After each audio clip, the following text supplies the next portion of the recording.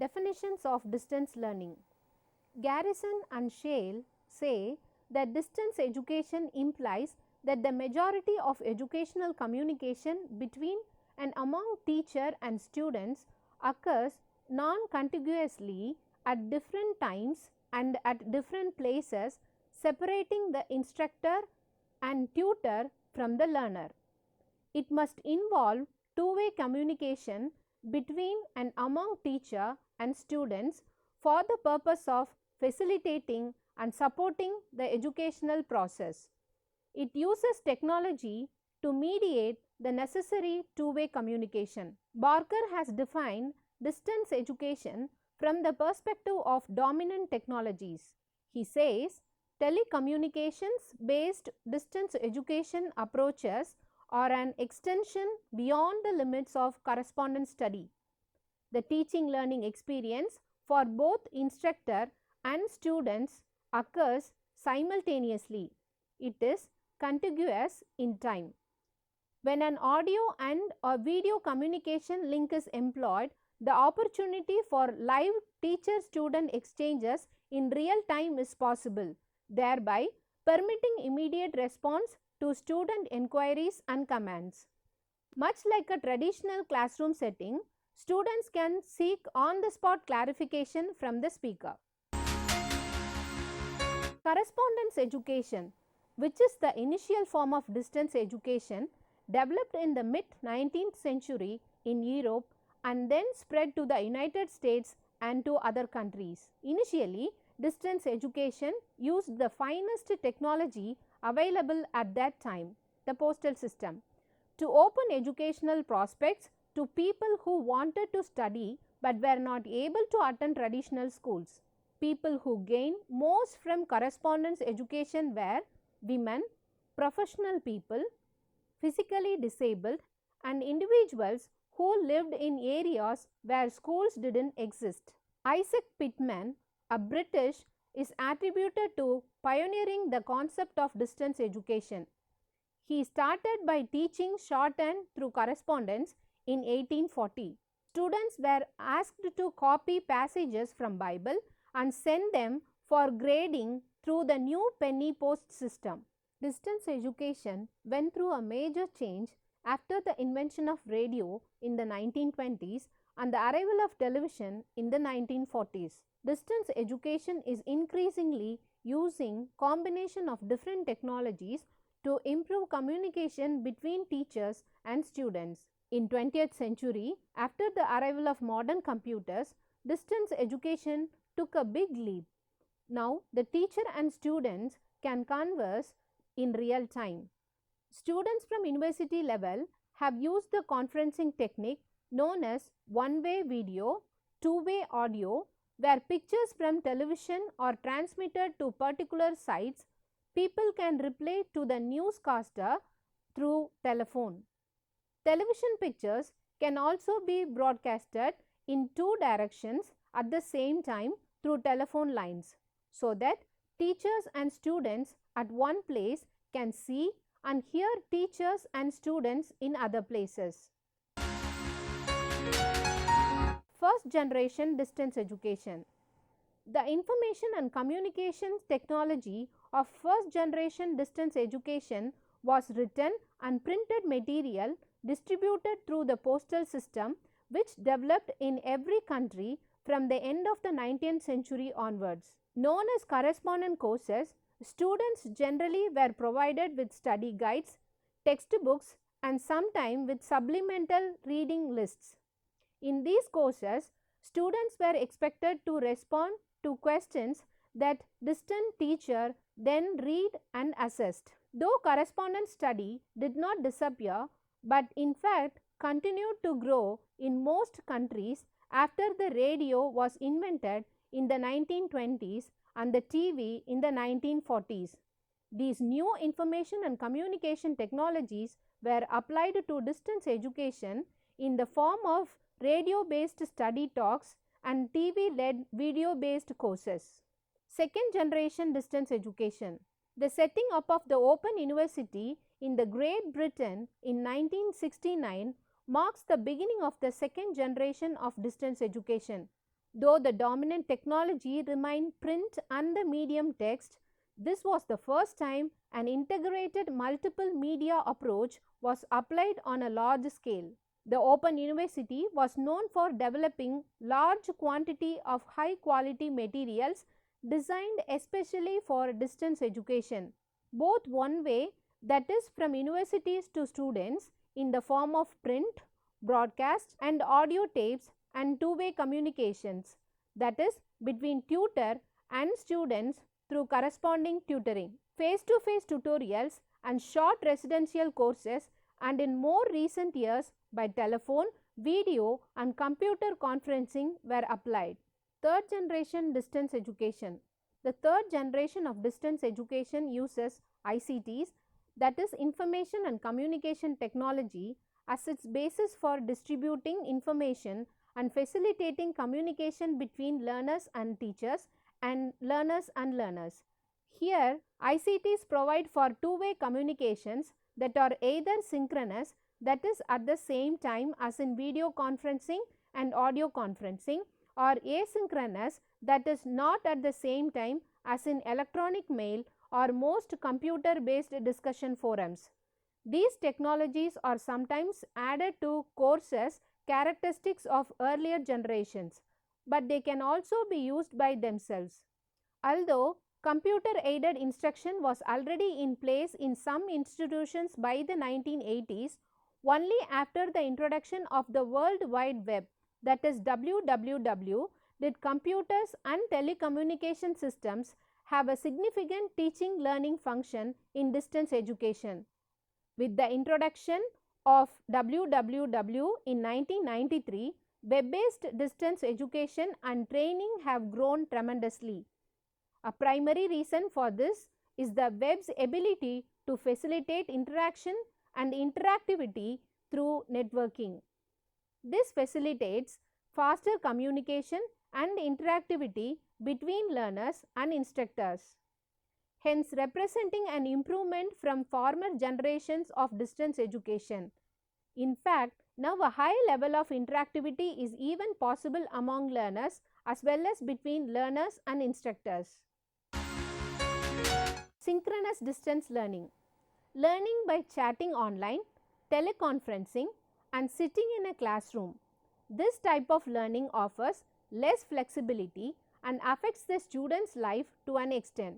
It is nevertheless the most popular form of distance learning and continuing education programs, as it makes interaction between students and professors easy. Synchronous learning is best suited for degree programs that draw attention to communication such as nursing, counseling psychology, general psychology, and general education. Asynchronous distance learning typically has set weekly time limit but otherwise provides the students with the freedom to work at their own free will. Students have more communication with other fellow students and communicate through online notice boards. Asynchronous learning might get difficult at times because for the students, the only information they receive through text medium. However, in some classes, video or audio options is also available. Programs dominated by assignments and projects work well in asynchronous format because they provide the students with more time to focus on their work. Degree programs that work well in this format includes healthcare administration, marketing, instructional media design, legal assistant or paralegal, and advertising. Hybrid or blended courses are a combination of synchronous and asynchronous learning. Hybrid learning courses are in which the students are required to be available at fixed time in the internet chat room or classroom. Though the students are allowed to complete assignments at their own pace and later submit them online. Computer-based distance learning. In computer-based learning, the students are needed to assemble in a computer lab or in a classroom at a fixed time.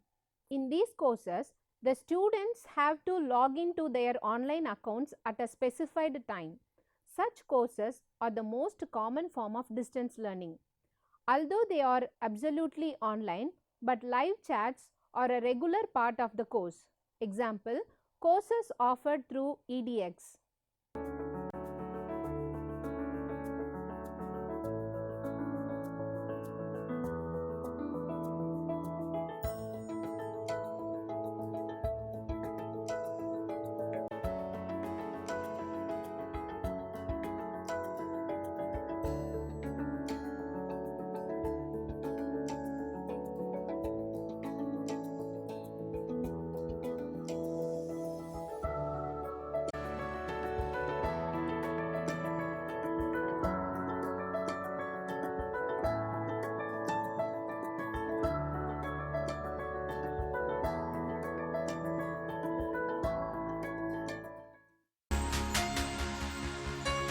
This type of online courses gives the maximum freedom. The students are provided with mailing lists, email, internet-based textbooks and bulletin boards to finish their assignments. At the beginning of course, the students are provided with a schedule, but they are allowed to work at their own velocity as long as the students stick to the schedule. Example, courses offered through MOOC and Open to Study. Internet-based courses. In these types, students receive instructions through websites, email, electronic bulletin boards and messaging systems. Example, open online courses. Two types of video-based distance learning courses are available. They are pre-recorded. These are already recorded videotapes that are sent to the students which they can view as per convenience. Example, short learning objects. Two-way interactive. In this, the computer, satellites, cameras and television allow teachers and students to interact. Example, online courses. Audio-based courses. This includes everything from phone conferences, radio broadcasting and pre-recorded audio CDs. These type of courses are very useful for visually impaired students.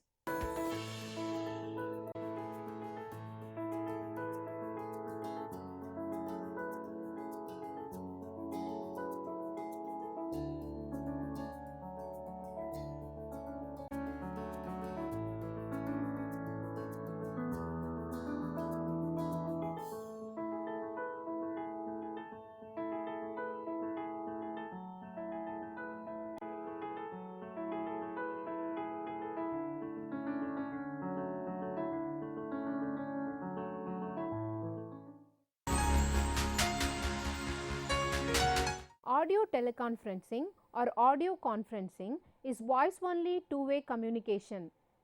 Audio graphic systems use ordinary telephone lines for two-way communication and transmission of graphics and written material.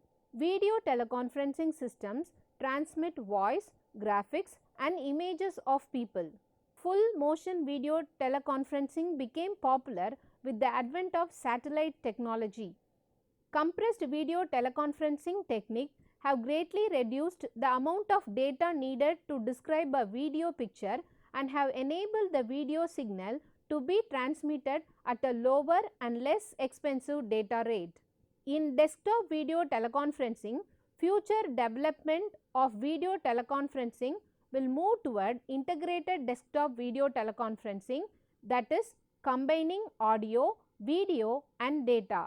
A fusion of network, personal computer and digital video has produced the field of desktop video conferencing. Interactive instructional television systems usually use a combination of instructional television fixed service and point-to-point microwave. Integrated Services Digital Network, that is ISDN, is a new international telecommunication standard that offers a future worldwide network capable of transmitting voice, data, video and graphics in digital form over standard telephone lines or fiber optic cable.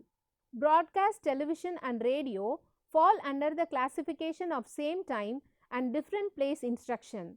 The difference between broadcast television and radio and the previously discussed technologies under the same category is that broadcast television and radio do not provide for real time, two-way interaction between presenters and participants. Cable television began in remote rural areas, expanded into the suburbs, and has now penetrated into large urban areas. Until the beginning of the 1970s and the advent of two-way communication technologies, print and the mail system were the predominant delivery medium for distance education. Audio cassettes offered the learner control over the learning material because learners can stop, rewind, and fast forward the tape. Video cassettes are like broadcast television in that they combine moving pictures and sound, but unlike broadcast television, video cassettes are distributed differently and viewed in different ways. Computer mediated communication supports three types of online services: electronic mail, that is email, computer conferencing, and online database.